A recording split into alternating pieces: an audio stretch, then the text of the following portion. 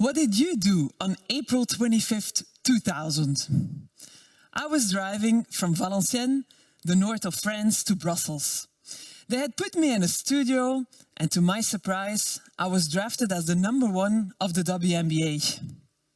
I was chosen as a European to go and play basketball in the best competition of the world in the United States. It's like a soccer player being transferred to Real Madrid. I remember my agent telling me very seriously, "Anne, your life is gonna change dramatically from now on." Little did I know.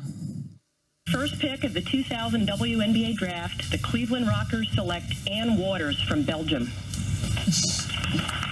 Congratulations on being the first choice. The obvious question is, how do you feel being the #1 choice of the WNBA draft? It feels very great. I mean, I'm very excited to come to America, and now I'm the first pick. I mean, I'm so glad. I'm very happy. I'm excited. Well, I wish he had prepared my first live American interview a little bit better. But I dared. I jumped into the unknown, and my agent was right. It has been an amazing adventure. And 16 years after signing, I became the first Belgian who won a WNBA championship with the Los Angeles Sparks. So, was it a fast lane to success? Was it an easy walk in the park? A piece of cake? No. It was a road with a lot of bumps, some curves, and even sometimes a roadblock. There I was, starting my journey with my sports bag filled with my jersey, a towel, and something else. Something else that is far more important than the other things. Something that is needed to win the game. A big chunk of resilience.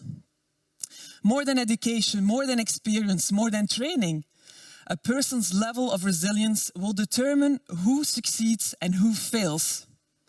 This is true in the cancer ward, it is true in the boardroom, and it's definitely true in sports in the Olympics. It's like our boxer Rocky would say in his famous movie, "It's not about how hard you hit, it's about how hard you can get hit and keep moving forward.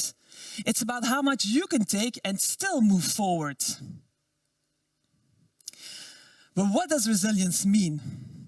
Resilience is about making meaning of hardship instead of crying out in despair with a box of paper tissues. It's about improvising solutions from thin air to a better, fuller, constructed future with a lot of creativity. Resilience is the skill and the capacity to be robust under conditions of enormous stress and change. So how can we practice resilience? How can we teach it to our kids? Because we're not born resilient, we can definitely learn how to become resilient. I started to play basketball when I was about 12 years old. And it felt really nice to finally meet other tall people. And I was that kid that was way too tall, shy. I wanted to be like everybody else. I didn't want to stand out. And playing basketball felt great from the beginning. I loved being on a team, I felt accepted, and finally being that tall was a huge advantage. Very quickly, I asked for a hoop at home, which was installed against our garage, and there I started to play games and to practice on my own. I started to play games in my head. I imagined myself playing in a huge arena with a big crowd. And of course, it was a close game. The tension was rising. I have to make a move, a couple seconds to play. I find some room and I'll take the shot. And yes, I make it. We win. We're celebrating. The crowd is going crazy. But what can we really learn from this particular practice? It's that kids and athletes, they talk to themselves a lot, and usually in a very positive way. We visualize as achieving amazing things. It's like that soccer player who sees himself hitting that penalty to become the world champion. It's a tennis player who sees himself hitting the winner to be Roland Garros champion. It's that ski jumper who sees himself making the perfect landing. We dare to dream. We dare also to fail. We learn how to think in solutions instead of obstacles. And that requires a lot of persistence, perseverance, and endlessly repeating. But with that determination and courage, you start to believe in your dream. And there's always a cognitive interaction with yourself with an optimistic attitude. It's that inner voice that will lead you to achieve amazing things. Because if you fail in your head, you will definitely fail in real life. Positive self-talk is crucial in building resilience. So winning in your head is important, but it's not enough. I learned something else along the way. With our national team, we were playing at our first World Championship. And we knew that our second game against Japan would be crucial in advancing to the next round. We had won our first game against Puerto Rico, and our whole preparation we had focused on beating Japan.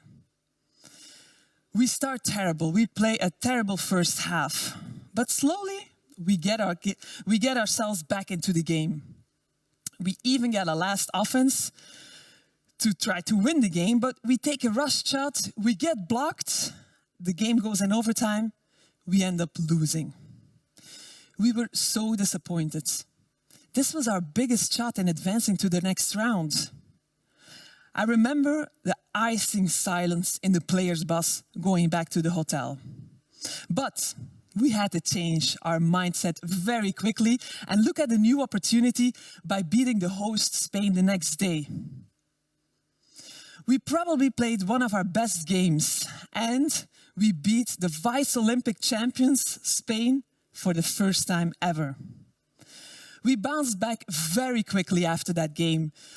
We took some lessons from our loss against Japan, and we refocused on beating Spain.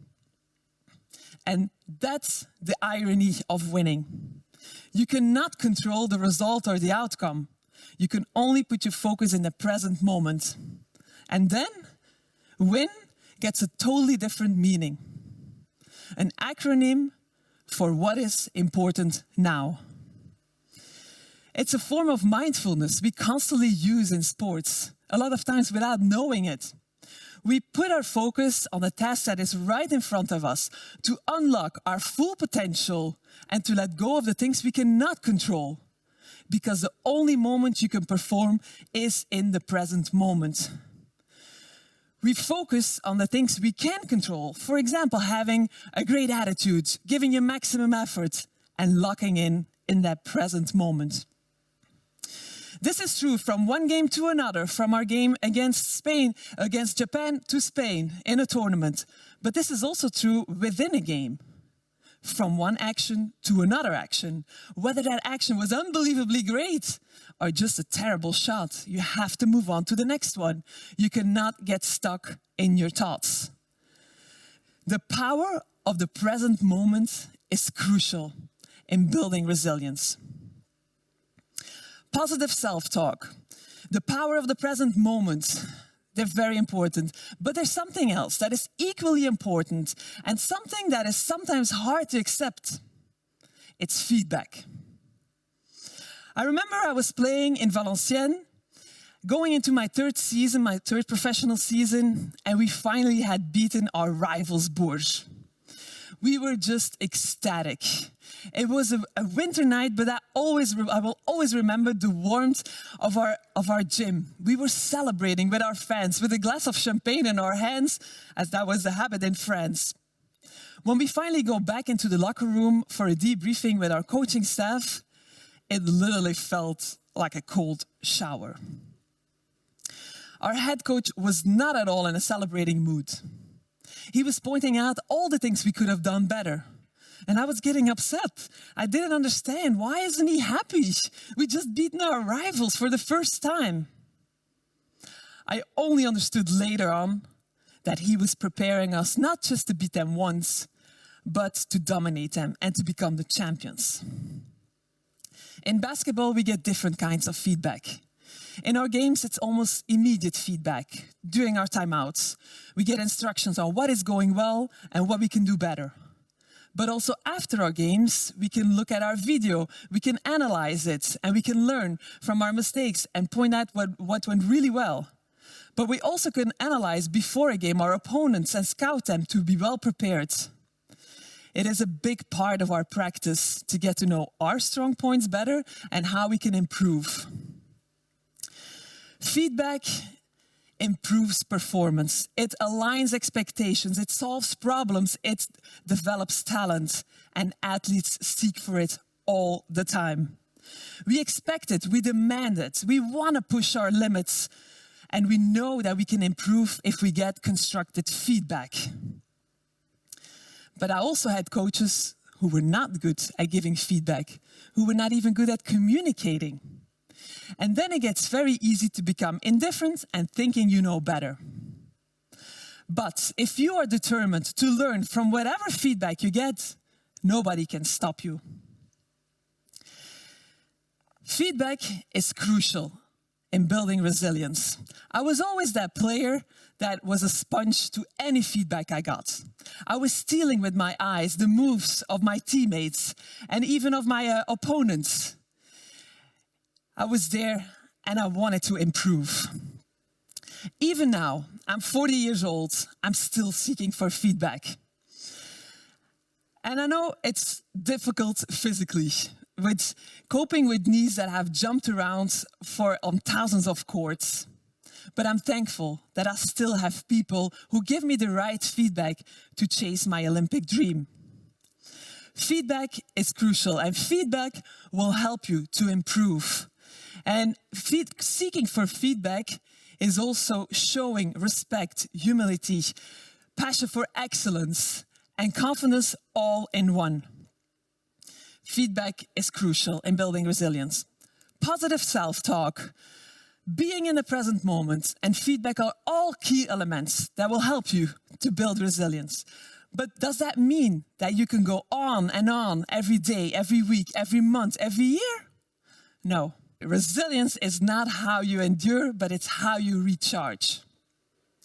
Maybe life isn't a marathon, but a series of sprints. And we have to take time for a recuperation in between those sprints. That's how we will recharge. Finding value in feedback, having a positive mindset, being compassionate with yourself will help you to be more resilient. Everyone has choices in life, even in defeat.